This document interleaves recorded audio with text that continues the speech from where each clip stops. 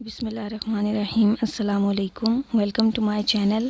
آج میں آپ کو ایک مجبور، لاچار اور بے کس انسان کی ایسی کہانی سنانا چاہتی ہوں جو دردناک بھی ہے اور سبق آموز بھی، بلکہ 100% حقیقت پر مبنی ہے۔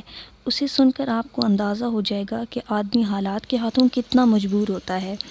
ایک وقت ایسا بھی آتا ہے جب انسان خودکشی کے بارے میں سوچنے لگتا ہے، بچوں سے بیزار ہو جاتا ہے اور موت کا انتظار کرنے لگتا ہے، مگر وہ بھی ملتوی ہو جاتی ہے۔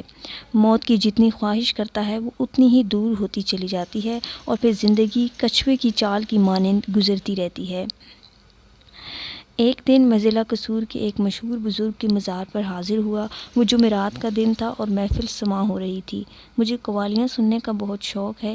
میں نے وہاں ایک بزرگ کو دیکھا جو مسلسل روئے جا رہے تھے۔ جب قوالیاں ختم ہوئیں تو میرا دل چاہا کہ بزرگ سے حالات معلوم کیے جائیں۔ میں نے انہیں سلام کیا اور حال احوال پوچھا۔ تھوڑی گفتگو کے بعد میں نے اندازہ لگا لیا کہ بزرگ دکھی ہیں۔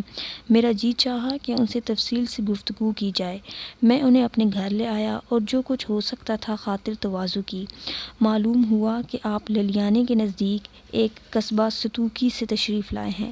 ستوکی لاہور سے قصور جاتے وقت للیانی کے نزدیک فیروز پور روڈ پر واقع ہے۔ للیانی ضلع قصور میں آتا ہے اور لاہور سے تقریباً 30 کلومیٹر کے فاصلے پر واقع ہے۔ چونکہ میں للیانی کا رہنے والا ہوں اس لیے ستوکی سے اچھی طرح واقف ہوں۔ ستوکی کے لیے راستہ للیانی ہی سے جاتا ہے جو کہ آگے تقریباً 10 کلومیٹر کے فاصلے پر ہے۔ بابا جی سے تعارفی گفتگو کے بعد میں اصل موضوع کی طرف آیا اور ان سے مزید حال احوال دریافت کیے۔ میں نے پوچھا کہ آپ اتنے غمگین کیوں ہیں، مجھے بتائیے۔ بابا جی پھٹ پڑے اور آنسوؤں کا سیلاب رواں ہو گیا۔ مجھے ان سے دلی وابستگی ہو گئی۔ میں نے انہیں اپنے گھر ہی پر چند روز قیام کی دعوت دے دی جسے انہوں نے حیل و حجت کے بعد قبول کر لیا۔ ان کے آرام کا خاص خیال رکھا۔ بابا جی نے مجھے جو واقعات سنائے وہ میں انہی کی زبانی سنانا چاہوں گا تاکہ بیان کرنے میں آسانی رہے۔ بابا جی نے اپنی روداد کچھ اس طرح بیان کی۔ میں ہندوستان کے شہر ساگر میں 1944 میں پیدا ہوا۔ قیام پاکستان کے وقت میری عمر 3 سال تھی۔ اچھا کھاتا پیتا گھرانہ تھا۔ میرے والد اس وقت میری عمر 3 سال تھی۔ اچھا کھاتا پیتا گھرانہ تھا۔ میرے والد صاحب 3 بھائی تھے۔ دادا دادی سب لوگ اکٹھے ایک ہی گھر میں رہتے تھے۔ اتنا چھوٹا ہونے کے باوجود مجھے بچپن کے کافی واقعات یاد ہیں۔ والد صاحب کے ایک بھائی بڑے اور ایک چھوٹے تھے۔ سب کا مشترکہ کاروبار تھا۔ پاکستان بننے کے 2 سال بعد میرے والدین پاکستان منتقل ہو گئے۔ دادا دادی اور باقی چچا اور تایا ہندوستان ہی میں مقیم رہے۔ پاکستان میں ہم لوگ پہلے لاہور میں مقیم رہے اور اس کے بعد ستوکی منتقل ہو گئے۔ یہاں زمینداری شروع کر دی۔ حالانکہ اس کا کوئی تجربہ نہیں تھا۔ ساتھ ہی کہنا کھچا میں کپڑے کی دکان کھول لی۔ اللہ کے فضل سے دکانداری خوب چلی اور زمینداری بھی خوب پھلی پھولی۔ والد صاحب نے مجھے قریبی اسکول میں داخل کروا دیا۔ یہاں میں یہ بتاتا چلوں کہ میری اپنی سگی والدہ کا ہندوستان میں ہی انتقال ہو گیا تھا اور والد صاحب نے دوسری شادی کر لی تھی۔ سگی والدہ کا نام کرم ممتاز تھا۔ جب تک ہندوستان میں رہا میری پرورش میری دادی اماں نے کی۔ وہ مجھے بہت پیار کرتی تھیں۔ جب میں والدین کے ساتھ پاکستان آ رہا تھا تو وہ بے حد اداس تھیں۔ ہندوستان میں تو میں آرام سے رہا لیکن یوں ہی پاکستان پہنچا پریشانیوں نے گھیر لیا۔ اتنی چھوٹی سی عمر میں بھی مجھے احساس تھا کہ میری اپنی والدہ اب اس دنیا میں نہیں ہیں۔ پاکستان پہنچ کر میں احساس محرومی میں مبتلا ہو گیا۔ اب میرا خیال رکھنے والا کوئی نہ تھا، مجھے پیار کرنے والا کوئی نہ تھا۔ حد تو یہ تھی کہ اپنی ببتہ کسی کو سناتے۔ والد صاحب کو ہماری کوئی پرواہ ہی نہ تھی۔ اسی طرح 2 سال گزر گئے۔ اس دوران ہمارا ایک بھائی اس دنیا میں آ گیا۔ اب ہم پر پریشانیاں مزید بڑھ گئیں۔ اپنے کپڑے خود ہی دھونا پڑتے۔ نومولود کے لیے ایک نوکرانی رکھ لی گئی جو کہ اس کے کپڑے وغیرہ دھوتی تھی اور گھر کے کام کاج کرتی تھی۔ اس دوران والد صاحب کے چھوٹے بھائی اور ہمارے دادا دادی بھی پاکستان آ گئے اور وہ بھی ہمارے ساتھ ہی رہنے لگے۔ اب ہمیں کچھ راحت، آرام اور سکون میسر ہوا، گویا کہ ہماری ماں آ گئی ہو۔ اسی دن سے اسی دن سے ہم اپنے دادا دادی کے ساتھ الگ کمرے میں سونے لگے۔ ہمارے چچا شادی شدہ تھے، وہ بھی کاروبار میں شریک ہو گئے۔ کچھ عرصے بعد ہمارے تایا بھی اپنے بچوں کے ساتھ آ گئے اور ہمارے ساتھ ہی رہنے لگے۔ اس طرح ہمارا پورا خاندان آ گیا۔ تایا کی بڑی بیٹی سے ہماری دادی کو بڑی انسیت تھی۔ اسی دوران ہمارے چچا کے ہاں بھی بچے پیدا ہو گئے، پہلے ایک بیٹی اور پھر مزید بچے۔ اب ہماری دادی کی توجہ منقسم ہو گئی۔ تایا کا ایک بیٹا بھی تھا جو کہ مجھ سے بڑا تھا۔ تایا ذات بہن اپنے بھائی سے بہت پیار کرتی تھی اور ہر کام میں مجھ سے اس کا مقابلہ کرتی رہتی تھی۔ باقی گھر والے بھی میرے کزن کی تعریفیں کرتے رہتے تھے۔ اب میں بالکل محرومیت کا شکار ہو گیا۔ یہ سچ ہے کہ میں شروع ہی سے بالکل شریف واقعہ ہوا ہوں، مجھ میں کسی قسم کی کوئی چالاکی نہیں تھی۔ اسی طرح وقت گزرتا گیا۔ ہم تمام بچوں کی ضرورت کی ذمہ داری ہمارے چچا کے پاس تھی۔ چونکہ ہمارا مشترکہ کاروبار اور مشترکہ رہائش تھی، اسی لیے گھر کے ایک فرد کو یہ ذمہ داری دے دی گئی تھی۔ جب ہم لوگ یعنی میں اور میرا کزن چھوٹے تھے تو ہم لوگوں کے لیے کپڑے سلوائے جاتے تھے۔ جب ہم بڑے ہو گئے، میٹرک میں پہنچ گئے تو ہمیں چچا نے اجازت دے دی کہ ہم لوگ مشترکہ کپڑے استعمال کر سکتے ہیں۔ اس زمانے میں چچا، تایا اور ابا کے کپڑے ایک ہی الماری میں مشترکہ ہوتے تھے اور جس کی مرضی جو کپڑے پہن لے۔ اس اجازت سے میرے کزن کو تو بہت فائدہ ہوا کیونکہ اس کا قد مجھ سے کچھ بڑا تھا اور کپڑے اس کو بالکل فٹ آ جاتے تھے، مگر مجھے ڈھیلے ڈھالے رہتے تھے۔ مجبوراً مجھے وہی کپڑے پہننا پڑتے تھے کیونکہ الگ سے سلوانا بند کر دیا گیا تھا۔ ہمارے مشترکہ کاروبار سے ہمارے چچا نے خوب فائدہ اٹھایا۔ چند دن ایک جوڑا استعمال کرتے، پھر نوکروں کو دے دیتے۔ جب سے یہ ہندوستان سے آئے تھے ہم لوگوں کو خوب ڈانٹ ڈپٹ کرتے رہتے تھے، چلتے پھرتے مارتے رہتے تھے، ہر وقت غصے میں رہتے۔ میرے چچا مجھے ہر وقت گندی گندی اور غلیظ گالیاں دیتے رہتے تھے۔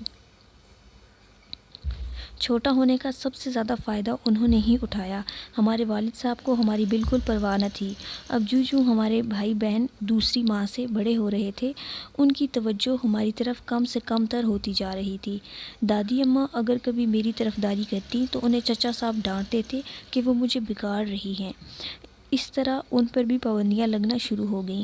اسی طرح وقت گزرتا رہا، میں اور میرا کزن کالج میں پہنچ گئے۔ یہ میں بار بار کزن کا ذکر اس لیے کر رہا ہوں کیونکہ گھر میں لڑکوں میں ہم دونوں ہی بڑے تھے اور ایک ہی اسکول میں پڑھتے تھے۔ کالج میں داخلے سے پہلے ہم سب لوگ لاہور شفٹ ہو گئے تھے اور یہاں ایک بڑا سا گھر کرائے پر لے لیا تھا۔ کاروبار بھی خوب چل رہا تھا، گھر میں ایک گاڑی بھی آ گئی تھی۔ آہستہ آہستہ ہمارے ابا، چچا اور تایا نے ایک مشترکہ گھر بنا لیا۔ اس وقت میں بی اے میں تھا، میرے فائنل امتحانات ہونے والے تھے۔ گھر میں خوب شور مچا رہتا تھا، نئے گھر میں شفٹ ہونے کی تیاریاں ہو رہی تھیں۔ میں بالکل ڈسٹرب ہو گیا تھا کہ پڑھائی کیسے کروں، کسی کو میری پرواہ نہ تھی۔ شام کو میں اپنی کتابیں لے کر نئے گھر میں آ جاتا، رات کو امتحان کی تیاری کرتا اور وہیں سو جاتا اور صبح کو واپس اپنے گھر آ جاتا کیونکہ نئے گھر میں کھانے پینے کا کوئی انتظام نہ تھا۔ ہمارے والد، چچا اور تایا کو ہمارا کوئی خیال نہیں تھا۔ یہ وقت بھی اللہ نے خیریت سے گزار دیا اور میں پاس ہو گیا۔ ہم لوگ 1965 میں اس دوران نئے گھر میں شفٹ ہو چکے تھے۔ ہمارا کزن سائیکل نہیں چلاتا تھا، حالانکہ مجھ سے بڑا تھا۔ غالباً اس کا اپنے باپ سے کوئی جھگڑا تھا، خمیازہ مجھے بھگتنے پڑا۔ سب لوگوں کے کام مجھے کرنے پڑتے تھے کیونکہ میں سائیکل چلانا جانتا تھا۔ ہمارے چچا اور تایا نے مجھ پر اتنے ظلم کیے کہ اب سوچتا ہوں کہ یہ لوگ کتنے ظالم تھے۔ شاید میرے والد بھی مجھ سے بدلہ لے رہے تھے، وہ بالکل خاموش رہتے تھے اور مجھے سب لوگوں کی غلامیاں کرنی پڑتی تھیں۔ جب میرا بی اے کا رزلٹ آیا تو کسی نے کوئی خاص توجہ نہ دی۔ اپنے پاس ہونے کی خبر چچا کو سنائی تو انہوں نے کوئی خاص دھیان نہ دیا، بلکہ بولے کہ تمہاری چچی بیمار ہیں، ٹیکہ لگوانا ہے، کمپاؤنڈر کو بلا لو۔ اس زمانے میں ہمارے ہاں یہ رواج عام تھا کہ اپنا علاج خود ہی کر لیتے تھے۔ اب میں نے سائیکل اٹھائی اور محض کمپاؤنڈر کو بلانے 5 میل کا سفر کیا۔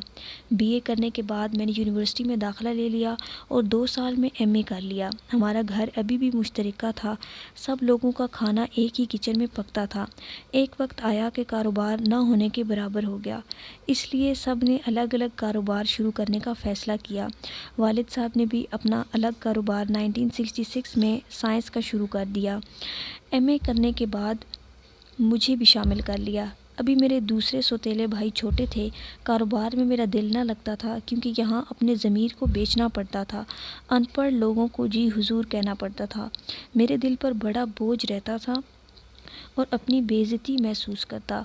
گاہکوں کو چائے بنا کر دینا پڑتی، یہ کام کوئی ان پڑھ ہی کر سکتا تھا۔ میرے ضمیر پر بڑا بوجھ رہتا۔ والد صاحب سے بھی تناؤ رہنے لگا، وہ مجھے بالکل جاہل سمجھتے اور اپنے دوستوں سے میری برائیاں کرتے رہتے تھے۔ تنگ آ کر میں پنڈی چلا گیا۔ یہاں میرے ایک بچپن کا دوست رہتا تھا، اس کے ماں باپ پہلے ہی فوت ہو چکے تھے، وہ اپنے 2 بھائیوں کے ساتھ رہتا تھا، میری طرح چھڑا چھانٹ تھا۔ اس نے نوکری دلانے کی کافی کوشش کی مگر ناکام رہا۔ میں نے سوچا آخر کب تک دوست پر بوجھ بنا رہوں گا، اس لیے کچھ عرصے بعد واپس لاہور گھر آ گیا۔ یہاں میں یہ بات بتاتا چلوں کہ میرے تقریباً تمام دوست نوکریاں کرتے تھے اور میں ان کے حالات دیکھ کر خوش ہوتا تھا اور ان کو خوش نصیب سمجھتا تھا۔ میرے تمام دوست خود ہی اپنے پاؤں پر کھڑے ہوئے تھے اور خوشحالی کی زندگی گزار رہے تھے۔ یہاں ایک ہم تھے کہ زندگی سے بیزار، احساس محرومی میں مبتلا۔ میں بھی ایک آزاد زندگی گزارنا چاہتا تھا۔ گھر کے ماحول سے مجھے اندازہ ہو گیا تھا کہ میں یہاں مشترکہ فیملی یعنی مشترکہ خاندانی نظام میں خوش نہ رہ سکوں گا، مگر بے حد مجبور تھا، اس لیے زندگی کی گاڑی کو رواں دواں رکھنے کے لیے واپس لاہور آ گیا۔ جب واپس آیا تو والد صاحب کا رویہ بدلا ہوا تھا، وہ کافی نرم ہو گئے تھے۔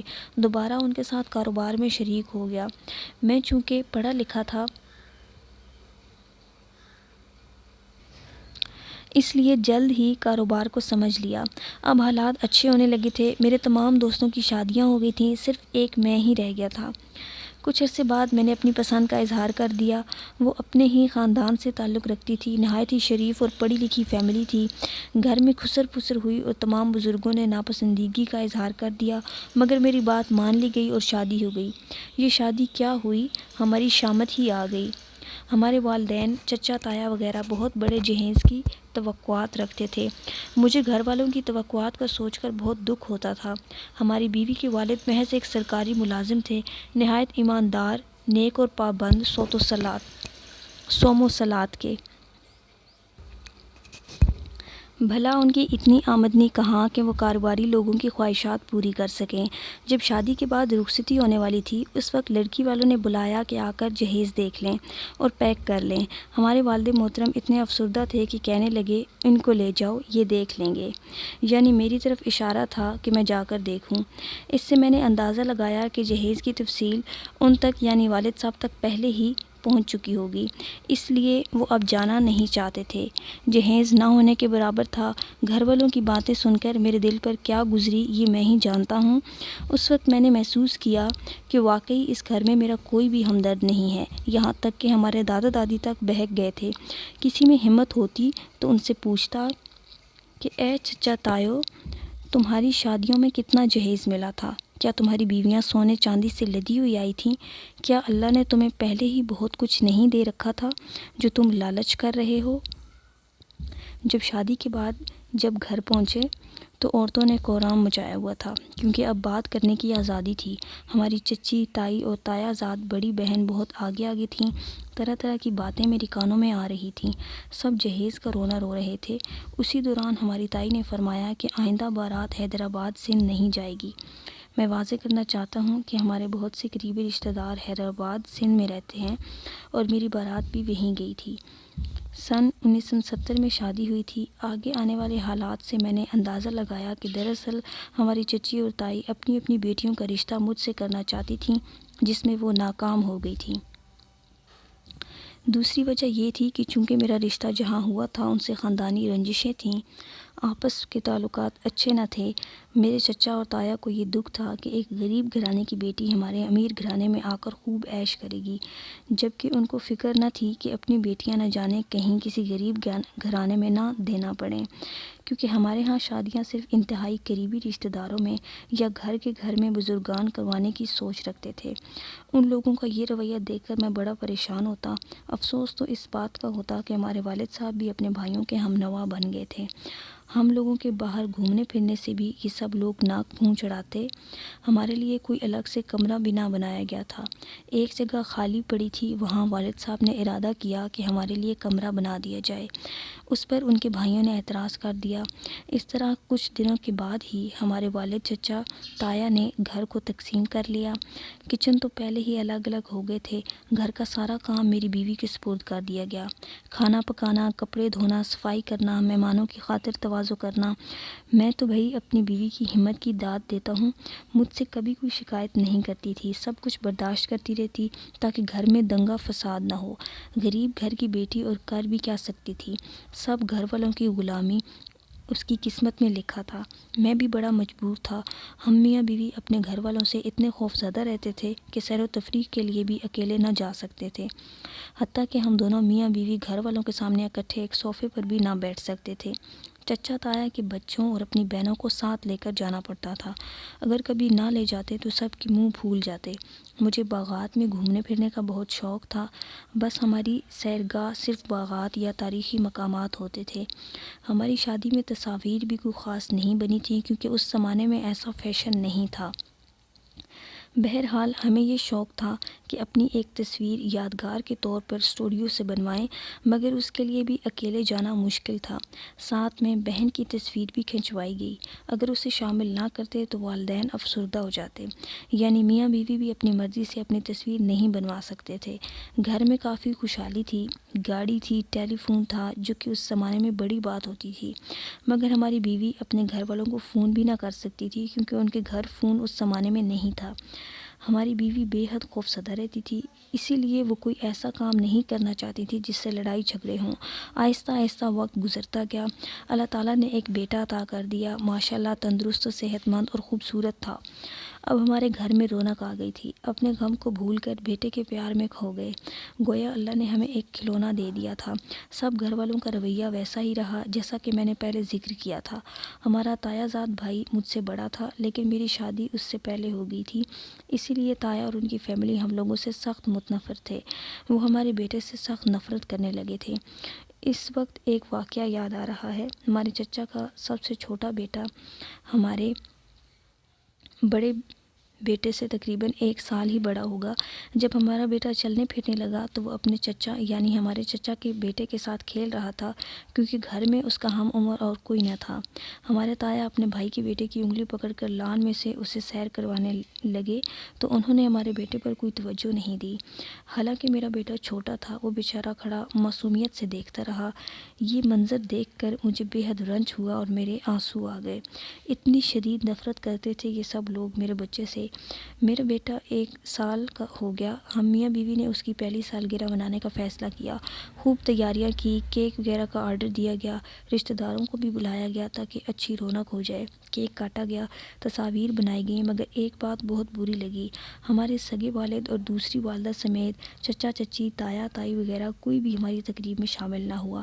شاید وہ ہم دونوں میاں بیوی کو اکٹھا دیکھنا نہیں چاہتے تھے، ان کو بڑی شرم آ رہی تھی۔ حالات میں تناؤ بڑھنا شروع ہو گیا، ہمارے چچا ہمارے سگے والد کو ہمارے ہی خلاف خوب اکساتے تھے، یہاں تک کہ ہماری دادی جو ہم سے بہت پیار کرتی تھیں وہ بھی متحدہ محاذ کا حصہ بن گئی تھیں۔ ان لوگوں کو یہ غم کھائے جا رہا تھا کہ ایک غریب دشمن کی بیٹی ہمارے ہاں کیوں آرام اور سکون سے زندگی گزارے۔ ایک اور واقعہ مجھے یاد آ گیا جس کا ذکر کرنا میں ضروری سمجھتا ہوں، جو کہ ہماری شادی کے چند دن بعد ہی پیش آیا تھا۔ ہمیں شکار کھیلنے کا شوق تھا مگر ہمارے پاس ذاتی بندوق نہیں تھی۔ گھر میں ہمارے چچا کے پاس ایک ایئر گن تھی جو کہ دراصل مشترکہ جائیداد کا حصہ تھی، اس وقت خریدی گئی تھی جب ہم لوگوں کا مشترکہ کاروبار تھا۔ میں نے چچا کے بیٹے سے کہا کہ وہ گن لے آئے، ہم لوگ شکار پر جانا چاہتے ہیں۔ وہ اپنے والد سے اجازت لینے چلا گیا مگر انہوں نے انکار کر دیا۔ مجھے بہت افسوس ہوا اور میں نے اس سے بولا کوئی بات نہیں، ہم اپنی ایک گن خرید لیں گے۔ پھر وہ واپس اپنے گھر گیا اور اپنے باپ کو یہ بات بتائی۔ وہ بڑے سیخ پا ہوئے اور میرے پاس آ کر یہ طعنہ دیا، کیا تمہیں جہیز میں اتنے پیسے ملے ہیں جو تم گن خرید لو گے؟ کہاں کی تان کہاں نکالی؟ اب قارئین آپ ہی انصاف کیجئے، اس سے آپ اندازہ لگا سکتے ہیں کہ یہ سب لوگ جہیز کے کتنے لالچی تھے۔ بہرحال مجھے حالات سے سمجھوتا کرنا پڑا کیونکہ میرے پاس تو کوئی راستہ ہی نہیں تھا۔ کاش میں اس وقت اپنا ہی کوئی کام یا نوکری وغیرہ کر رہا ہوتا تو شاید میں اپنا راستہ الگ کر لیتا۔ یہ لوگ میری بیوی کو پاؤں کی جوتی سمجھتے تھے اور ہم لوگ حالات کی چکی میں پستے جا رہے تھے۔ کچھ عرصے بعد سن 1976 میں میرا ایک اور دوسرا بیٹا پیدا ہوا تو میری اسی چچا نے اس کے اوپر تعویذات کر دیے۔ وہ پیدا ہوتے ہی زبردست بیمار پڑ گیا، پوری میڈیکل فیل ہو گئی اس کے علاج میں۔ ہماری دکان کے ایک ملازم نے مجھے ایک مولوی صاحب کا پتہ بتایا تو ان سے اس کا روحانی علاج کروانا پڑا۔ بیماری تو ٹھیک ہو گئی مگر وہ بیٹا زندگی بھر ناکام رہا۔ میرے چچا نے میرے والد کو کہا کہ ان کے تو بیٹے پیدا ہو رہے ہیں، انہیں کاہے کی فکر۔ ہمارے والد صاحب نے جو نیا کاروبار شروع کیا تھا اس میں چچا کو بھی شامل کر لیا تھا، یعنی سائنس والا۔ وہ اپنا بھی الگ ذاتی کاروبار بیڑی کا کر رہے تھے۔ جب ہمارا کاروبار خوب چلنے لگا تو انہوں نے ہم لوگوں سے مال بٹورنا شروع کر دیا اور اپنے ذاتی کاروبار کا رونا روتے رہتے تھے۔ بس مجبوری تھی۔ وہ ہمارے سلیپنگ پارٹنر تھے۔ ایک وقت آیا کہ میرے چھوٹے سوتیلے بھائی کو بھی کاروبار میں شامل کر لیا۔ اس کے کچھ عرصے بعد والد صاحب نے چچا کو کاروبار سے الگ کر دیا، کیونکہ اس کاروبار کو شروع کرنے اور چلانے والے ہمارے ہی والد تھے۔ چچا تو محض سلیپنگ پارٹنر تھے، دوسرے ہم دو بھائی بھی ورکنگ پارٹنر بن گئے۔ اس لیے کاروبار میں چچا کو شامل کرنے کا کوئی جواز نہ تھا۔ یہ بتاتا چلوں کہ ہم لوگ کل 3 بھائی تھے، میں سب سے بڑا اور مجھ سے چھوٹے 2 بھائی۔ وہ دوسری والدہ سے تھے۔ اب والد اور چچا میں دشمنی کا آغاز ہو گیا، کیونکہ چچا کی مفت کی کمائی کا ذریعہ بند ہو گیا تھا۔ وہ میرے بدترین دشمن بن گئے۔ ان کا خیال یہ تھا کہ میں نے ان کو کاروبار سے الگ کروایا ہے۔ مجھے شک ہے کہ میرے والد نے ان کو یہ کہا ہوگا کہ یہ بندہ چاہتا تھا کہ تم کاروبار سے الگ ہو جاؤ، یعنی میں نے کہا ہے۔ یہاں ایک بات کا ذکر کرنا ضروری ہے کہ جب تک ہمارے چچا ہمارے بزنس پارٹنر رہے تب تک ہم لوگ ہی ان کے اخراجات اٹھاتے رہے۔ مثال کے طور پر ان کی بیٹیوں کی شادی اور تعلیم کے تمام اخراجات، ان کے بچوں کو اسکولوں سے لانا لے جانا بھی میری ڈیوٹی تھی۔ ان کے بچے بیمار ہوں تو میں ہی ان کو لے کر ہسپتال جاتا تھا۔ میری ڈیوٹی نوکروں کی طرح تھی، چچا کے ذمہ اس طرح کی کوئی ڈیوٹی نہیں تھی۔ ہمارے کاروبار میں شامل رہ کر انہوں نے خوب عیش ہی عیش کیے۔ اتنی خدمات کے باوجود اس شخص کا رویہ میرے ساتھ دشمنوں جیسا ہی رہا۔ جب 1992 میں سب سے چھوٹے تیسرے سوتیلے بھائی کو اس کی شادی کے بعد کاروبار میں شامل کر لیا گیا، پھر میرے والد صاحب کا رویہ میرے ساتھ دوبارہ تلخ ہونا شروع ہو گیا، مگر میں نے کوئی پرواہ نہ کی اور کاروبار میں دل و جان سے شامل رہا۔ اب وہ وقت آ گیا کہ تمام کاروباری معاملات میرے پاس آ گئے اور کاروبار خوب چلنے لگا۔ پھر والد صاحب مجھ سے کافی متاثر ہوئے اور میری تعریف کرتے رہتے۔ پیسے کا کنٹرول انہی کے پاس تھا، وہ مجھے تمام معاملات سے باخبر رکھتے۔ یہ سن 1982 کی بات ہے۔ دکان کے مالک نے تنگ کرنا شروع کر دیا۔ وہ اپنی جائیداد بیچنا چاہتا تھا مگر بہت زیادہ پیسے مانگ رہا تھا، کیونکہ ہماری دکان کرائے کی تھی، اس لیے معاملہ طے نہ ہو سکا۔ خیر، ہم نے نزدیک ہی ایک دکان دیکھ لی اور خریدنے کا ارادہ کیا۔ پہلے تو والد صاحب اور دوسرا چھوٹا بھائی پرجوش تھے، مگر جب سودا وغیرہ ہونے لگا تو نہ معلوم کیوں دونوں پیچھے ہٹ گئے۔ انہوں نے کوئی خاص دلچسپی نہیں لی۔ اب میں اکیلا رہ گیا۔ میں نے موقع سے فائدہ اٹھایا اور سودا طے کر کے ایڈوانس رقم دے دی۔ باقی رقم بھی والد صاحب سے لے کر ادا کر کے دکان کا قبضہ لے لیا۔ مگر افسوس، اس موقع پر کوئی بھی میرے ساتھ نہ گیا، نہ والد صاحب نہ چھوٹا بھائی۔ مجھے اپنی دکان کے ملازم کو لے کر جانا پڑا۔ مجھے آج تک وجہ سمجھ میں نہیں آئی کہ یہ لوگ ایک دم سے پیچھے کیوں ہٹ گئے تھے، حالانکہ دکان ہم دونوں بھائیوں کی بیویوں کے نام ہی خریدی گئی تھی۔ دکان کافی پرانی تھی، اس لیے توڑ کر دوبارہ بنوائی گئی۔ یہ سارا کام بھی میں نے اور ایک ملازم نے انجام دیا۔ اس کے بعد ہم لوگ نئی دکان میں شفٹ ہو گئے۔ والد صاحب بیمار رہنا شروع ہو گئے تھے، انہیں دمہ ہو گیا تھا، اس لیے اب دکان پر کبھی کبھی آتے تھے۔ کچھ عرصے بعد تیسرے سوتیلے چھوٹے بھائی کا رویہ مجھ سے خراب رہنے لگا۔ وہ اس کاروبار میں 92 میں شامل ہوا تھا۔ اس دکان میں آتے ہی اس کی شادی ہو چکی تھی 1992 میں۔ کاروبار میں میری بالکل مدد نہیں کرتا تھا اور کچھ عرصے سے مجھ سے بات چیت بھی نہیں کرتا تھا۔ میں نے والد صاحب کو تمام معاملات کے بارے میں بتایا اور عرض کی کہ آپ بھی دکان پر تھوڑی دیر کے لیے آ جایا کریں تاکہ آپ خود بھی سب کچھ اپنی آنکھوں سے دیکھ لیا کریں۔ چند دن تو وہ آئے مگر پھر چھوڑ دیا۔ آخر میں نے الگ سے اپنی نئی فرم بنا لی۔ میری فرم کا دفتر بھی اسی بلڈنگ میں تھا۔ والد صاحب کو اس بات کا بے حد افسوس ہوا مگر انہوں نے مجھے منع نہ کیا۔ میں نے ان کو بتایا کہ مشترکہ کاروبار بھی چلاتا رہوں گا اور اپنا بھی کام کروں گا، مگر ایسا کرنا میرے لیے مشکل ترین ہوگا اور ہوتا چلا گیا، کیونکہ کئی معاملات میں والد صاحب مجھ سے تعاون نہیں کرتے تھے۔ ان کو میرے نئے کاروبار سے سخت رنج تھا۔ مجبوراً مجھے اپنا کاروبار بند کرنا پڑا۔ میں نے کوئی 2 سال ہی اپنا ذاتی کام کیا تھا۔ میں نے بڑی مجبوری میں اپنا الگ کاروبار شروع کیا تھا، اور اس کی وجہ بھائیوں اور والد صاحب کا طرز عمل تھا، کیونکہ مشترکہ کاروبار اس طرح نہیں چلتے کہ پارٹنر آپس میں بول چال ہی بند کر دیں۔ ایک موقع ایسا بھی آیا کہ ایک چھوٹے بھائی نے دکان پر آنا جانا ہی بند کر دیا۔ جب والد صاحب نے وجہ پوچھی تو وہ بولے کہ میں کوئی اور کام کرنا چاہتا ہوں اور کام کی تلاش میں ہوں۔ یہ بات والد صاحب نے ہی مجھے بتائی۔ دراصل جب سے چھوٹا بھائی کو کاروبار میں آیا تھا، والد صاحب کا رویہ اسی وقت سے بدلنا شروع ہو گیا میرے ساتھ۔ بلکہ ایک موقع تو ایسا بھی آیا تھا کہ والد صاحب نے مجھے چھوٹے بھائی سے ذلیل بھی کروایا تھا۔ ہوا کچھ اس طرح تھا کہ میں چونکہ بڑا تھا، میرے بچے بڑے ہو رہے تھے اور مجھے مزید کمروں کی ضرورت تھی۔ میں، بیوی اور 3 بچے سب ایک ہی کمرے میں رہ رہے تھے۔ میں نے والد صاحب کو مشورہ دیا کہ کوئی پلاٹ وغیرہ خرید لیں تاکہ گھر بنا سکیں۔ میں نے یہ بھی کہا کہ چھوٹے بھائیوں کو بھی آئندہ جگہ کی ضرورت پڑے گی، اس لیے ان کے لیے بھی پلاٹ خرید لیں۔ جیسا کہ میں نے بتایا تھا کہ ہم کل 3 بھائی ہیں۔ 2 کی شادی ہو گئی تھی، یعنی میری اور میرے دوسرے سوتیلے بھائی کی، جبکہ تیسرے کی ابھی ہوئی تھی۔ اس وقت والد صاحب کو میرا یہ مشورہ بہت برا لگا اور وہ یہ سمجھتے تھے کہ شاید میں الگ ہونا چاہتا ہوں۔ پہلے تو چھوٹے بھائی کو بلا کر اسے میرے خلاف خوب اکسایا، پھر بعد میں مجھے بلا کر اس سے ذلیل بھی کروایا۔ چھوٹا بھائی والد کی آشیرواد سے اچھل کر مجھ سے بات کر رہا تھا، حالانکہ میں اس سے تقریباً 6 سال بڑا ہوں گا۔ میں نے اسے سمجھایا کہ ایک دن آئے گا جب تم بھی یہی مطالبہ کرو گے، کیونکہ ایک ہی مشترکہ گھر میں اتنے سارے افراد نہیں رہ سکتے، مگر وہ تو اس طرح برتاؤ کر رہا تھا گویا کہ وہ بڑا اور میں چھوٹا ہوں۔ یہ واقعہ اس سے پہلے کا ہے جب میں نے الگ سے اپنا کاروبار شروع کیا تھا۔ میرے والد کے دماغ میں میرے خلاف اتنا بغض تھا کہ ایک دن وہ فرمانے لگے کہ تم میرے بچوں کو مار ڈالنا چاہتے ہو، گویا کہ میں ان کا بیٹا نہیں تھا۔ یہاں انہوں نے ایک لکیر کھینچ دی تھی، سگا اور سوتیلا۔ میں ان حالات میں اتنا تنگ آ گیا تھا کہ خودکشی کرنے کو جی چاہتا تھا۔ دوسری والدہ صاحبہ کا رویہ بھی میری بیوی سے بہت امتیازی تھا۔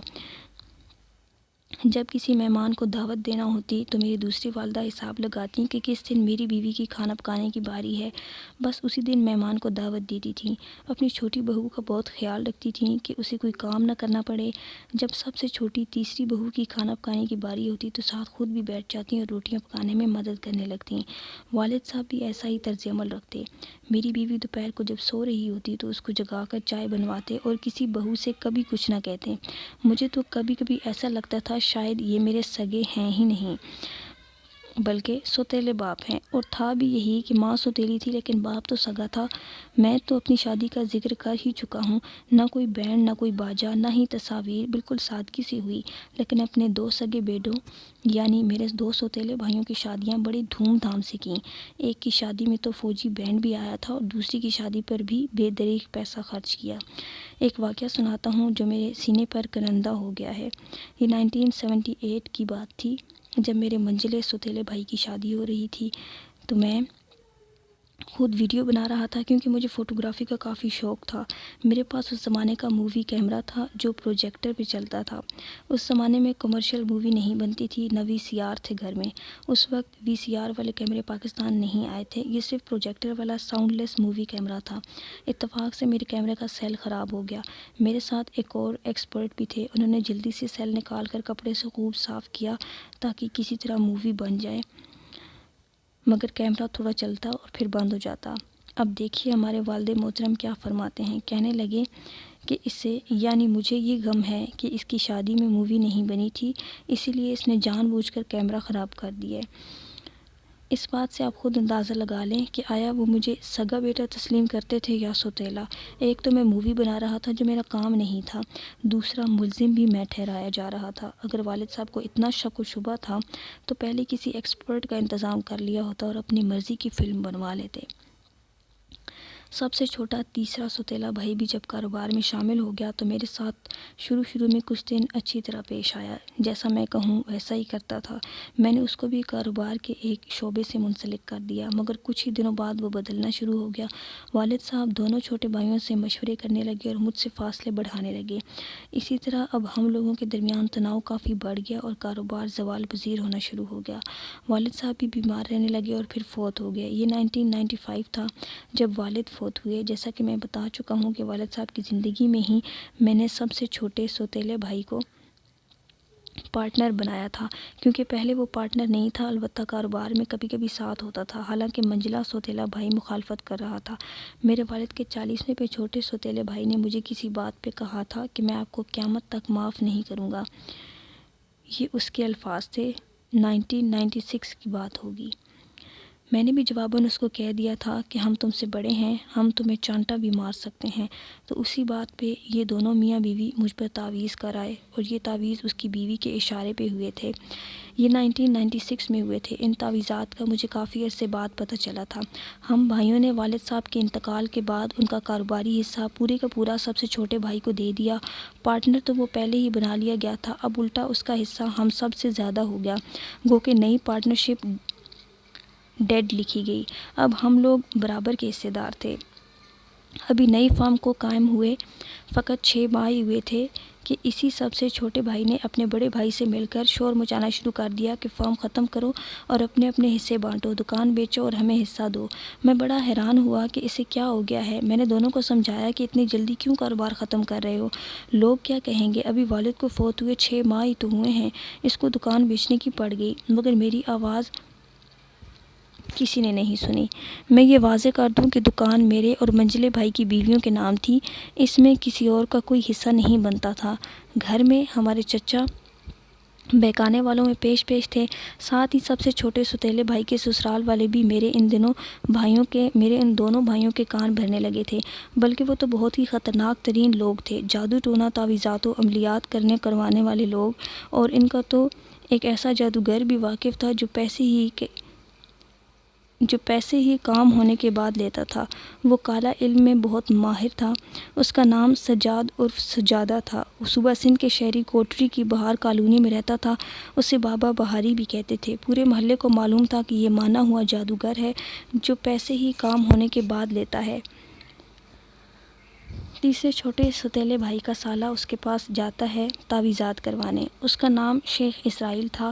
وہ صوبہ سندھ کے ضلع دادو کی ضلعی زکوٰۃ کمیٹی کا چیئرمین تھا۔ پورا صوبہ سندھ اسے جانتا تھا۔ سن 2003 کا وزیر اعلیٰ سندھ بھی اس کو اچھی طرح جانتا تھا۔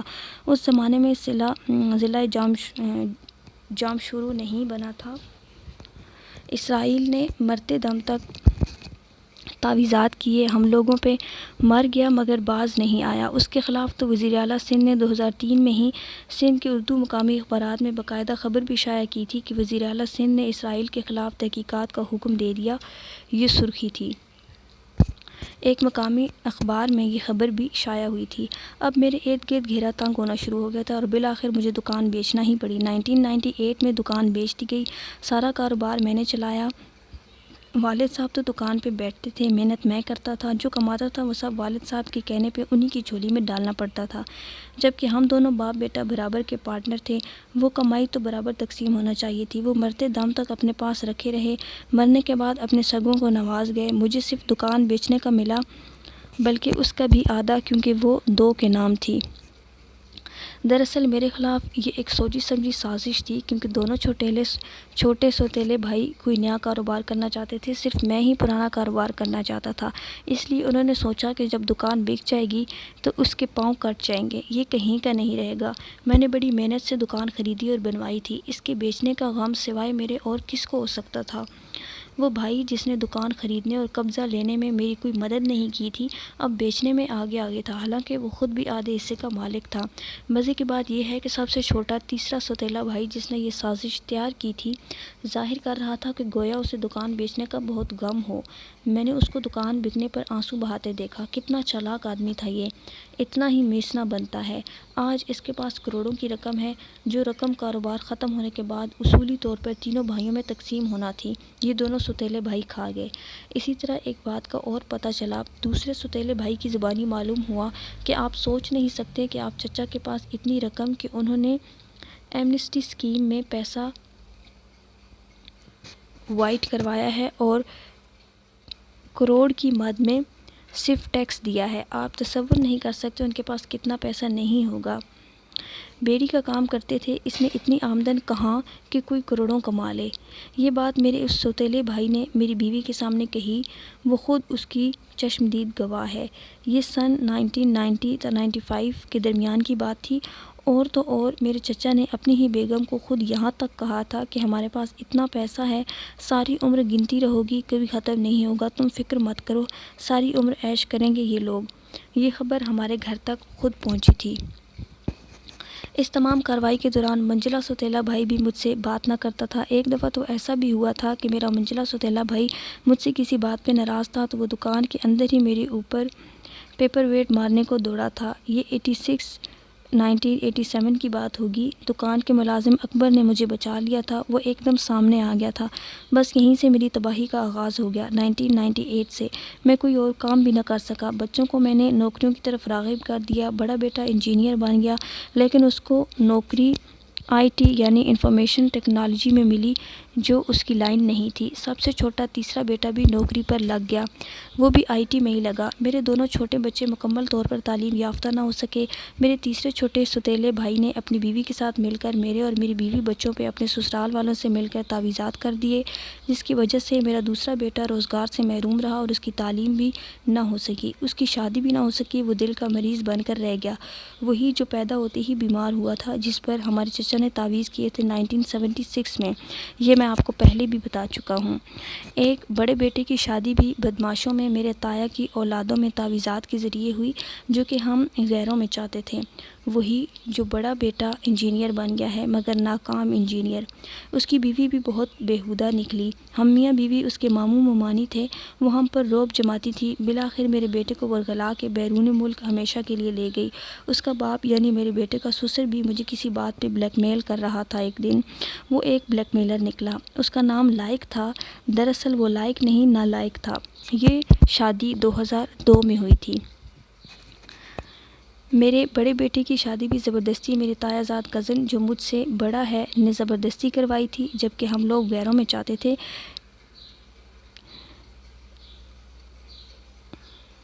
یہ شادی بھی تعویذات سے ہوئی تھی اور یہ تعویذات فیصل آباد سے ہوئے تھے۔ میرے تایا زاد کزن اور اس کی بیوی دونوں مجھ سے اور میری بیوی سے لڑ کر گئے تھے کہ یہیں ہوگی شادی۔ اس نے میرے بڑے بیٹے کی شادی اپنی بہن کی بیٹی سے کی جو راولپنڈی میں رہتے تھے۔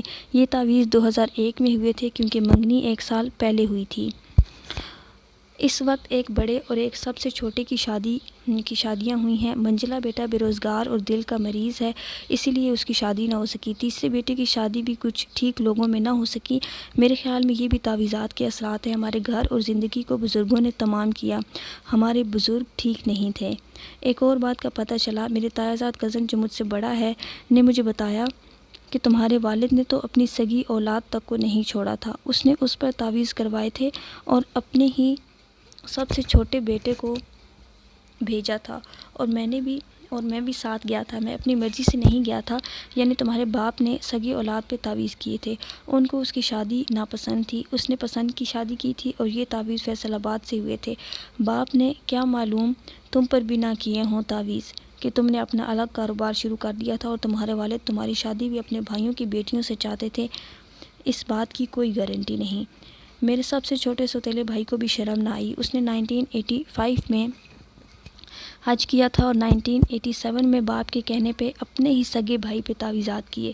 وہ حاجی نہیں پاجی نکلا، 1 نمبر کا پاجی۔ حج کر کے سگے بھائی کو نہ چھوڑا، اس پہ تعویذ کیے۔ میں تو ہوں ہی سوتیلا، مجھ پہ کیوں نہیں کرے گا؟ غالباً میرے تایا کے بیٹے کا کوئی جاننے والا جادوگر فیصل آباد میں رہتا تھا۔ اسی طرح ایک دن ایسا بھی آیا تھا کہ میرے چچا نے والد کو کہا تھا کہ اس کا ایک بیٹا انجینئر بن گیا ہے، وہ اس کو لے کر اٹھ جائے گا، تو جواب میں میرے والد نے فرمایا کہ میں ان کے پر کاٹ دوں گا۔ گھر والدین کا تھا جس میں سے کچھ حصہ مجھے مل گیا تھا، مگر یہاں سکون بالکل نہیں تھا، مجبوری میں گزارا کر رہے تھے۔ گھر میں ہر وقت پریشانی رہتی تھی۔ میں نے وقت گزارنے کے لیے ایک جگہ نوکری کر لی تھی۔ فرم کا مالک میرا جاننے والا تھا، میرے پاس چونکہ تجربہ تھا اس لیے انہوں نے مجھے اپنی فرم میں جگہ دے دی تھی۔ وہ میرے حالات دیکھ کر بہت تعجب کرتے تھے کہ یہ سب کچھ کیسے ہو گیا۔ لوگ ہمیں سیٹھ صاحب کہتے تھے اور مارکیٹ میں بے حد عزت تھی۔ ہم کبھی سوچ بھی نہ سکتے تھے کہ حالات ایک دم اتنے خراب ہو جائیں گے کہ مجھے نوکری کرنی پڑے گی۔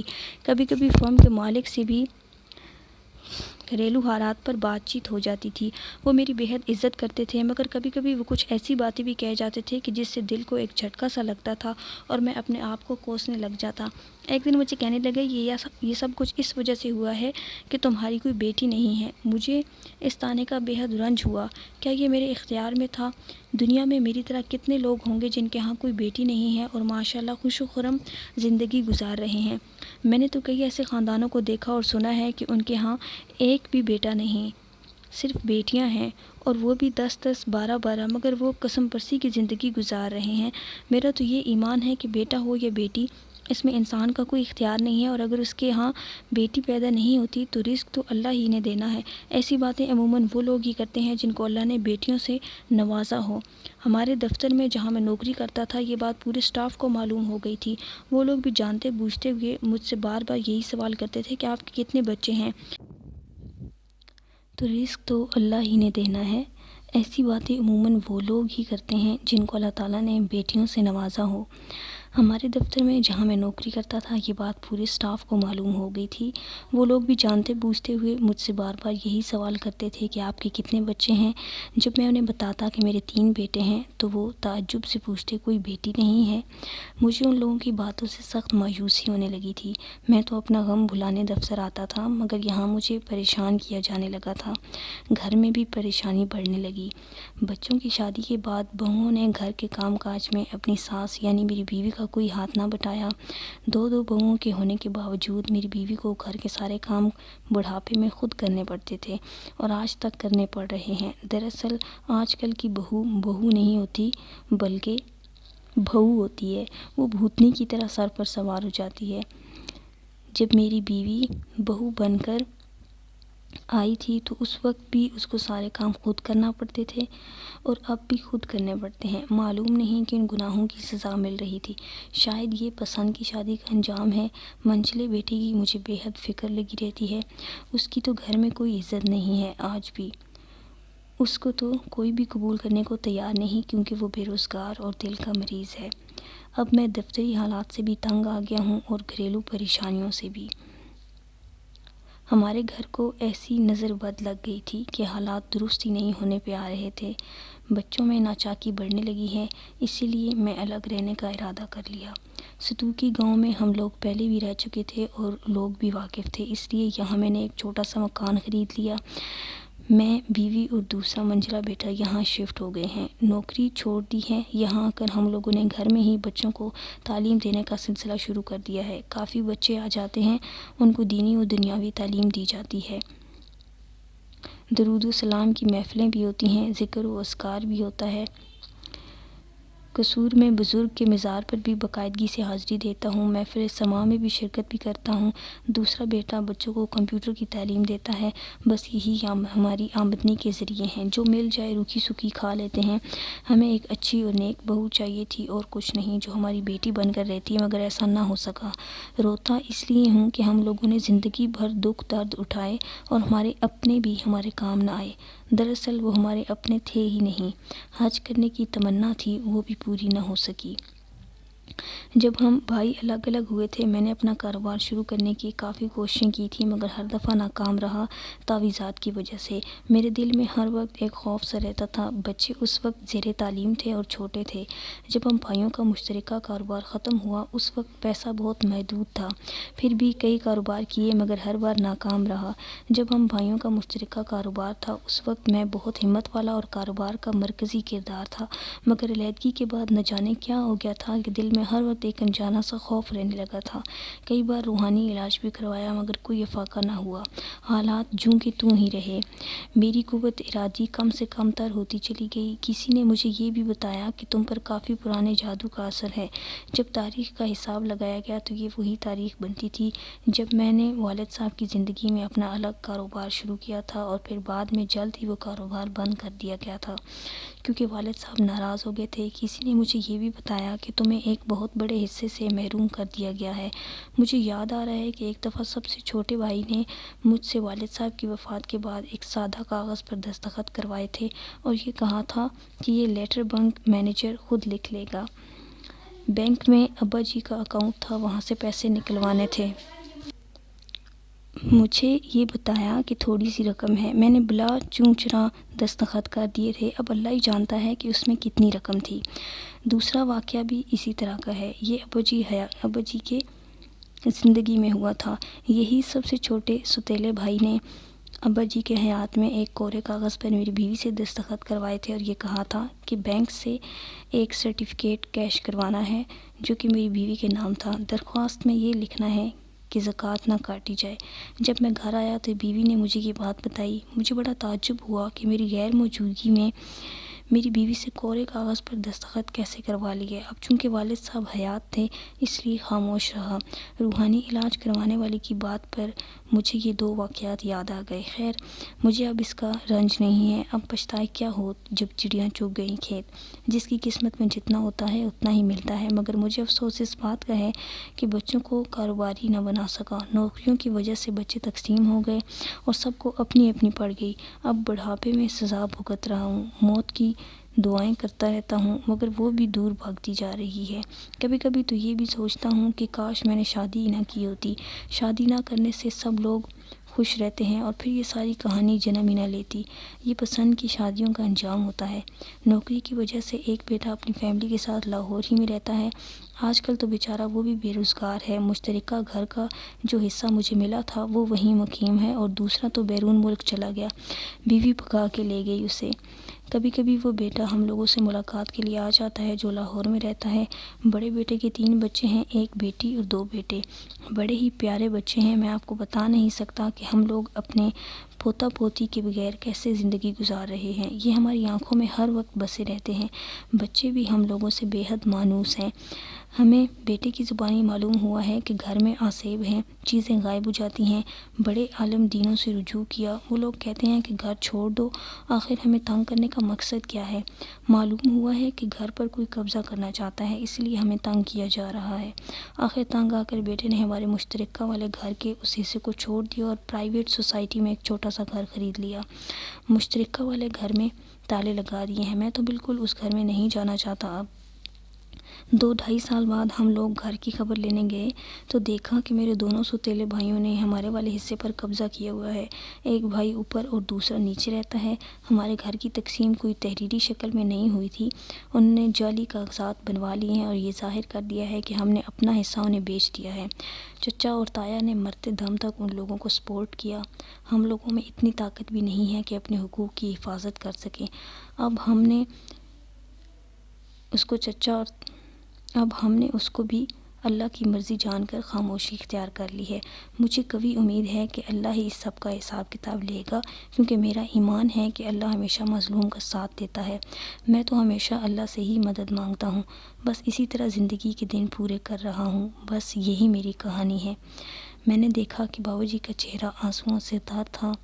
بابا جی کی یہ روداد تقریباً 3 دن بعد ختم ہوئی۔ یہ واقعات سنتے سنتے میرے بھی آنسو نکل آئے۔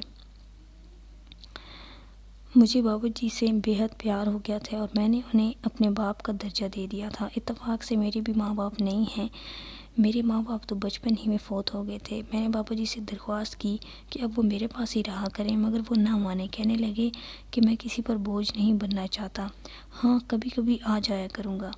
میں نے بابا جی کی ہمت بندھائی، اللہ پر بھروسہ کریں، اللہ ضرور آپ کو اور آپ کی بیوی بچوں کو خوشیاں دے گا۔ بابا جی نے کہا کہ کچھ اپنے بارے میں بتائیں۔ میں نے ان سے وعدہ کیا کہ پھر کسی وقت اپنے بارے میں ضرور بتاؤں گا۔